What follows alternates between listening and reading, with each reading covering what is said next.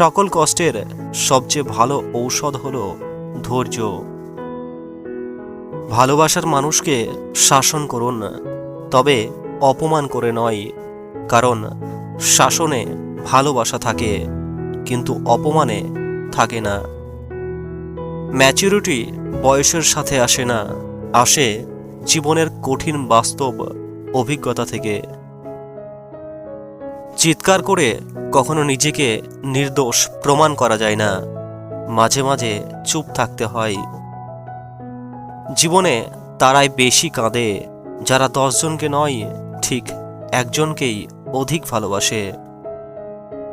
যে ধোঁকা দেয় সে চালাক হতে পারে, তবে যে ধোঁকা খায় সে বোকা নয়, সে বিশ্বাসী। দেখার মাঝেও অনেক ভুল লুকিয়ে থাকে, তাই ভালোবাসার মানুষটিকে কখনো